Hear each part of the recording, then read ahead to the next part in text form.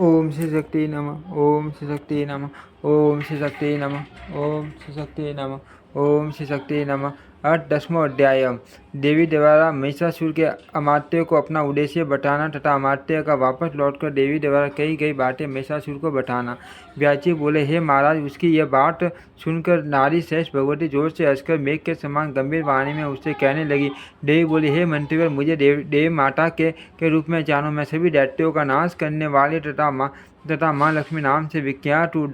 दानवेंद्र महिषासुर से पीड़ित और यज्ञ भाग से बहिष्कर सभी देवताओं ने उसके संहार के लिए मुझसे प्रार्थना की है। हे मंत्री श्रेष्ठ, इसीलिए उसके वध के लिए पूर्ण रूप से तत्पर होकर मैं बिना किसी सेना के अकेले ही आज यहाँ आई हूँ।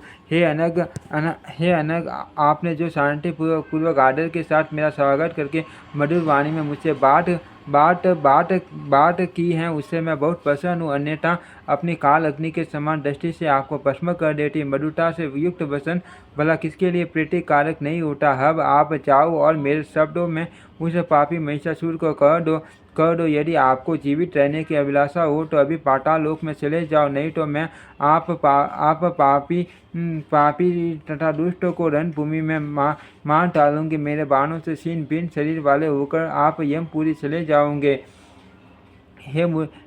हे मूर्ख, इसे मेरी दयालुता समझकर आप यहाँ से शीघ्र चले जाओ, नहीं तो आपके मार दिए जाने पर देवतागण निश्चय ही तत्काल स्वर्ग का राज्य पा जाएंगे। इसीलिए हे दुष्ट, जब तक मेरे बाण आप पर नहीं गिरते उसके पूर्व ही आप शीघ्रतापूर्वक समुद्र सहित पृथ्वी का त्याग करके पाताल लोक चले जाओ। हे असुर, यदि आपके मन में युद्ध की इच्छा हो तो अपने सभी महाबली वीरों को साथ लेकर शीघ्र आ जाओ। मैं सबको यमपुरी पहुंचा दूंगी। हे महाबूढ़, मैंने युग में आपके जैसे असंख्य दैत्यों का संहार किया, उसी प्रकार मैं आपको भी रण में मार डालूंगी। मेरा सामना करके आप मेरे शस्त्र धारण करके परिश्रम को सफल करो, नहीं तो यह श्रम व्यर्थ हो जाएगा। काम पीड़ित आप रणभूमि में मेरे साथ युद्ध करो। हे दुरात्मन, आप इस बात पर अभिमान मत करो कि मुझे ब्रह्मा का वर प्राप्त हो गया है। मूर्ख, केवल स्त्री के द्वारा वध्य होने के कारण आपने श्रेष्ठ देवताओं को बहुत पीड़ित किया है। अर्थ ब्रह्मा जी का वचन सत्य करना है, इसीलिए स्त्री का अनुपम रूप धारण करके मैं आप पापी का संहार करने के लिए यहाँ आई हूँ। हे बूढ़, यदि जीवित रहने की आपकी इच्छा हो तो इसी समय देवलोक छोड़कर आप सर्पों से भरे पाताल लोक को अथवा जहाँ आपकी इच्छा हो वहाँ चले जाओ। व्यासी बोले, देवी ने उसे ऐसा कहा, तब उसकी बात सुनकर वह पराक्रमशाली मंत्री श्रेष्ठ उनसे सारी गर्भित वचन कहने लगा। हे देवी, आप अभिमान में सूर होकर एक साधारण स्त्री के समान बात कर रही हैं। कहाँ वे महिषासुर और कहाँ आप? यह युद्ध तो असंभव ही दिखता है। आप यहाँ अकेली हैं और उस पर भी क्षत्रिय युवावस्था को प्राप्त सुकुमार बाला हैं। इसके विपरीत है, वे महिषासुर विशाल शरीर वाले हैं। ऐसी स्थिति में उनकी और आपकी तुलना कल्पनातीत हैं। उनके पास हाथी, घोड़े और रथ से परिपूर्ण पैदल सैनिकों से संपन्न तथा अनेक प्रकार के आयुधों से सज्जित अनेक प्रकार की सेनाएं हैं। मालती के पुष्पों को कुशल डालने में गिरिराज को भला कौन सा परिश्रम करना पड़ता है। हे सूर्य गणे, उसी प्रकार युद्ध में आपको मारने में महिषासुर को कुछ भी प्रयास नहीं करना पड़ेगा। यदि मैं आपको थोड़ा भी कठोर वचन कहूँ तो वह संहार रस के विरुद्ध होगा और मैं रस भंग से डरता हूँ। हमारे राजा महिषासुर देवताओं के शत्रु हैं, किंतु वे आपके प्रति अनुराग युक्त हैं। मेरे राजा ने कहा है कि मैं आपसे साम तथा दान नीतियों से पूर्ण वचन बोलूँ, अन्यथा मैं झूठ बोलने वाली मिथ्या अभिमान में भरकर शत्रुता दिखाने वाली और रूप तथा यौवन के अभिमान में सूर्य रहने वाली आपको इसी समय अपने बाण से मार डालता। आपके अलौकिक रूप के विषय में सुनकर मेरे स्वामी मोहित हो गए। उनकी प्रसन्नता के लिए ही मुझे प्रिय वचन बोलना पड़ रहा है। उनका संपूर्ण राज्य तथा धन आपका है, क्योंकि वे महाराज महिषासुर निश्चय ही आपके दास हो चुके हैं। अर्थ हे विशाल नयन, इस मृत्युदायक रोष का त्याग करके उनके प्रति प्रेम भाव प्रदर्शित कीजिए हे भामिनी, मैं भक्ति भाव से आपके चरणों पर गिर रहा हूँ। हे पवित्र मुस्कान वाली, आप शीघ्र ही महाराज महिष की पटानी बन जाइए। महिषासुर को स्वीकार कर लेने से आपको तीनों लोगों का संपूर्ण उत्तम वैभव तथा समस्त सांसारिक सुख प्राप्त हो जाएगा। देवी बोली, हे शशि सुनो, मैं बुद्धि चातुर्य से सम्यक विचार करके तथा शास्त्र प्रतिपादित मार्ग से निर्णय करके सारभूत बातें बताऊंगी। आपकी बातों से मैंने अपने बुद्धि द्वारा जान लिया है कि आप महिषासुर के प्रधानमंत्री हो और आप भी उसी की तरह पशु बुद्धि स्वभाव वाले हो। जिस राजा के आपके जैसे मंत्री हो वह बुद्धिमान कैसे हो सकता है। ब्राह्मणे, निश्चय ही आप दोनों का यह सम्मान योग रचा है। हे मूर्ख, आपने जो यह कहा कि आप स्त्री स्वभाव वाली हो तो अब आप इस बात पर जरा विचार करोगे, क्या मैं पुरुष नहीं हो? वस्तुत उसी के स्वभाव वाली मैं इस समय स्त्री वेशधारिणी हो गई हो। आपके स्वामी महिषासुर ने पूर्व काल में जो स्त्री से मारे जाने का वरदान मांगा था, उसी से मैं समझती हूँ कि वह मूर्ख है।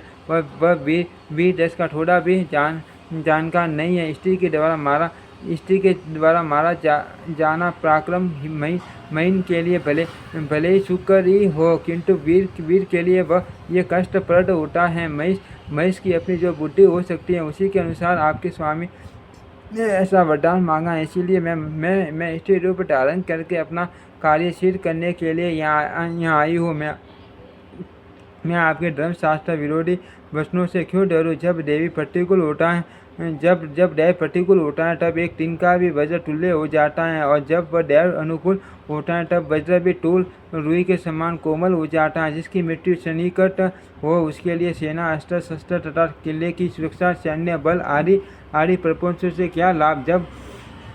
जब काल योग से देह के साथ जीवन का संबंध स्थापित होता है, उसी समय विधाता के द्वारा सुख दुख तथा मृत्यु सब कुछ निर्धारित कर दिया जाता है।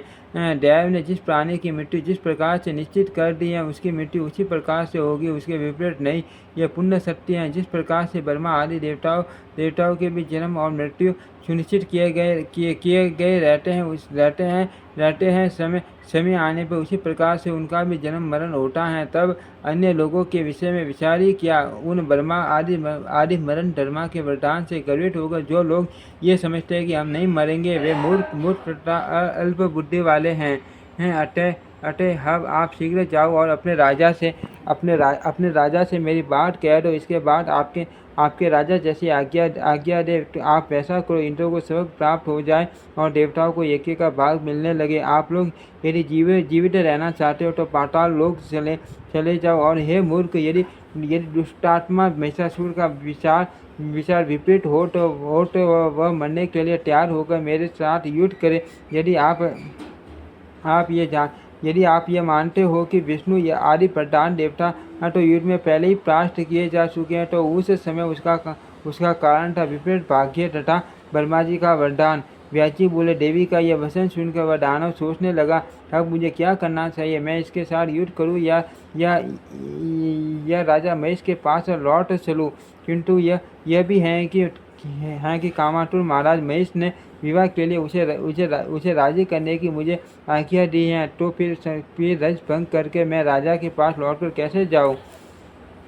अंत में अब मुझे यही विचार उचित प्रतीत होता है कि बिना युद्ध किए ही राजा के पास शीघ्र चला जाऊं और जैसा सामने उपस्थित है वैसा उनको बता दूं। उसके बाद बुद्धिमानों में श्रेष्ठ राजा महिष अपने शत्रु मंत्रियों से विचार विमर्श करके जो उचित समझेंगे उसे करेंगे। मुझे अचानक इस स्त्री के साथ युद्ध नहीं करना चाहिए, क्योंकि जय अथवा पराजय इन दोनों में राजा का प्रिय हो सकता है। यदि यह सुंदरी मुझे मार डाले अथवा मैं ही किसी उपाय से इसको मार डालूं, तब भी राजा महिष निश्चित रूप से कुपित होंगे। अतः मैं वही पर चलकर इस सुंदरी के द्वारा आज जो कुछ कहा गया है वह सब राजा महिष को बता दूं।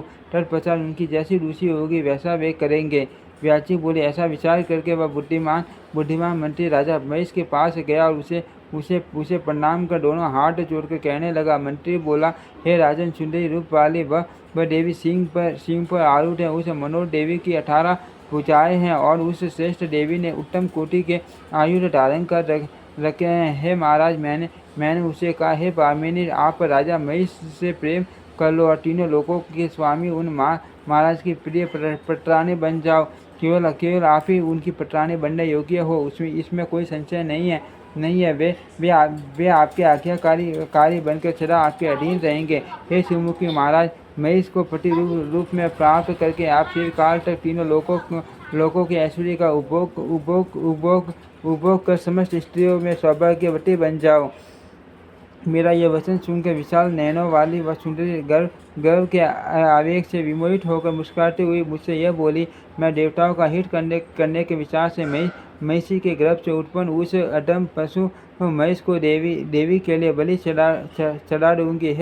हे मन बुद्धि, इस संसार में भला कौन सा मूर्ख स्त्री महिष को पति रूप में स्वीकार कर सकती है? क्या मुझे जैसी स्त्री पशु स्वभाव वाले उस महिषासुर से प्रेम कर सकती हैं?